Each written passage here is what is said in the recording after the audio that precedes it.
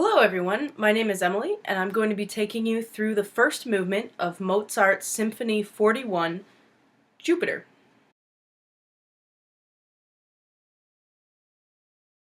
So something that's very important about the first movement of this symphony is that it's set up in what we call sonata form. Sonata form is one of the most highly appreciated and widely used forms in music that we have today.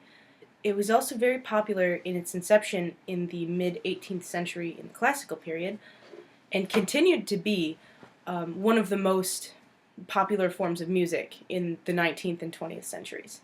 Sonata form has three distinct sections and an optional fourth section that we'll talk about later. But the sections are as follows. We have an exposition, which sets up the main theme of a movement in what we call the first tonal area.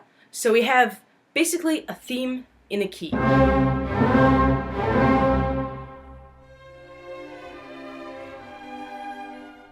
And then we also have, in the same section, another theme in a different key, which is called the second tonal area.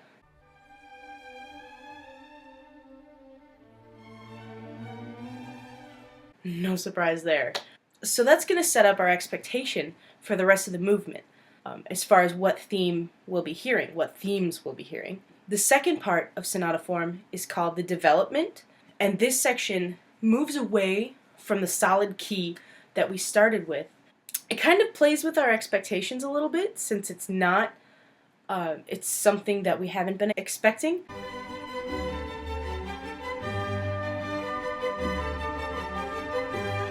So we have our theme in the exposition, which is, it's assertive, it's dominant. And then we have our theme in the development in this movement, which is more lyrical and flowing. So it's usually a stark contrast in sonata form, not only in this movement of Mozart's symphony, but in most movements that are written in sonata form. So there's a contrast between the first and second sections. Now the third section is called the recapitulation or recap. So we usually have a repeat of the exposition, so your first theme.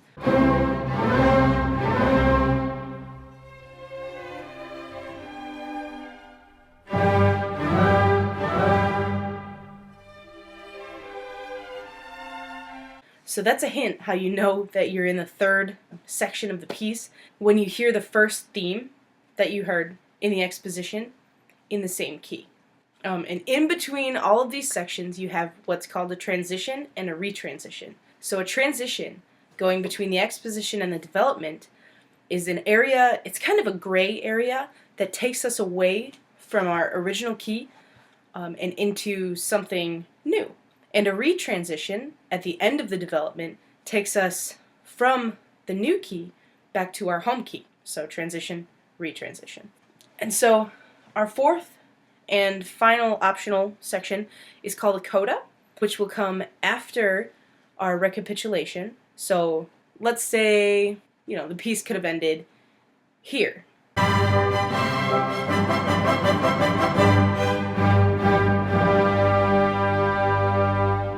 Right, so a coda is building upon our home key, making sure we know what the key is before the piece ends. So it kind of drills into our head what the key is. It signifies that the piece is ending.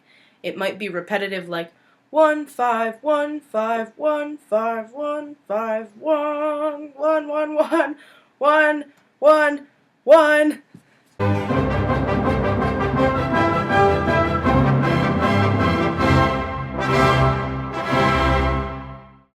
That's usually a sign that you're at the end of it. So a coda just builds upon that, builds upon the home key, and lets you know when the piece is over. So that's a basic overview of sonata form as it pertains to Mozart's Symphony number 41 in C, Jupiter, Movement 1. Alright, so here's a little review of what we talked about today. So we've been listening to Movement 1 of Mozart's Symphony number 41, Jupiter. We talked about how it's composed in sonata form, which is comprised of three sections plus an optional section. So we have our exposition, development, recapitulation, and our coda.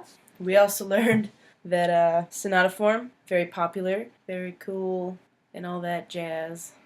Jazz wasn't really around in Mozart's time. Thank you for watching. Have a nice evening. Or day, morning. Have a nice day. We'll go with that.